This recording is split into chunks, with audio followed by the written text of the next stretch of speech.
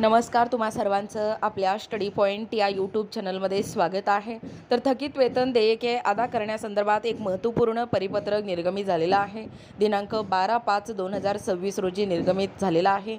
याबद्दल संपूर्ण सविस्तर माहिती या व्हिडिओच्या माध्यमातून जाणून घेणार आहोत। तत्पूर्वी तुम्ही जर आपल्या स्टडी पॉईंट या यूट्यूब चॅनलवरती जर नवीन असाल तर आपल्या या चॅनलला लगेचच लाईक आणि सबस्क्राईब करायला विसरू नका। चला तर मग वेळ वाया न घालवता थकीत वेतन देयके अदा करण्यासंदर्भात महत्त्वपूर्ण परिपत्रक काय आहे ते या ठिकाणी आपण जाणून घेऊया। बघा, या ठिकाणी तुम्ही टायटल पाहू शकता। टायटल काय आहे बघा, थकीत वेतन देयके अदा करण्यासंदर्भात परिपत्रक निर्गमित दिनांक 12/5/2026। बघा, curricular issued regarding payment of outstanding salary payment.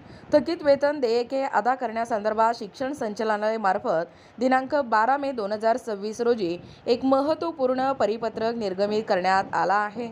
सदर परिपत्रकानुसार नमूद करण्यात आले आहे की सन 2024-25 पासून शासन निर्णय दिनांक 15 जुलै 2017 मधील आदेशानुसार थकीत देयके ऑनलाईन शालार्थ प्रणालीमध्ये सादर करण्याबाबत शासनाचे निर्देश आहेत। पहा पुढे, यानुसार सन 2026-27 मध्ये शालार्थ प्रणालीमध्ये थकीत देयके ऑनलाईन सुविधा विकसित करण्यात आली असून दिनांक 12 मे 2026 पासून ऑनलाईन टॅब सुरू करण्यात येत आहे। त्या अनुषंगाने थकीत वेतन देयकाची माहिती शालार्थ प्रणालीमध्ये ऑनलाईन पद्धतीने सादर करणे व सदर थकीत देयके ऑनलाईन प्रशासकीय मान्यता प्रदान करण्याबाबत सूचना या ठिकाणी देण्यात आल्या आहेत। सविस्तर सूचना या ठिकाणी पुढील प्रमाणे आपण पाहणार आहोत। पाहू शकता तुमच्या समोर GR आहे।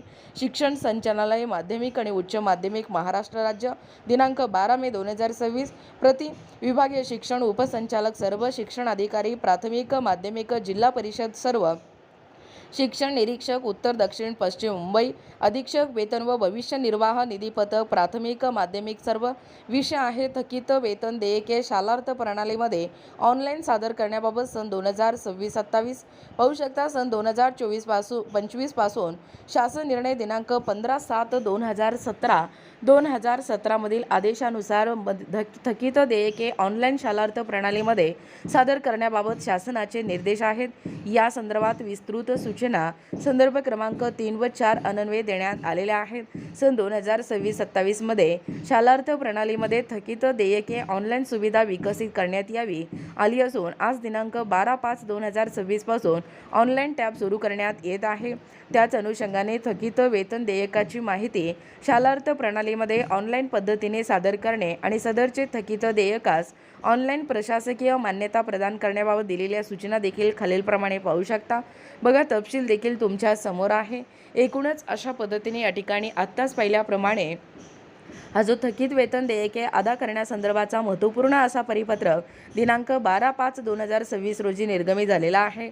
याबद्दल संपूर्ण सविस्तर माहिती या व्हिडिओच्या माध्यमातून जाणून घेण्याचा प्रयत्न केलेला आहोत।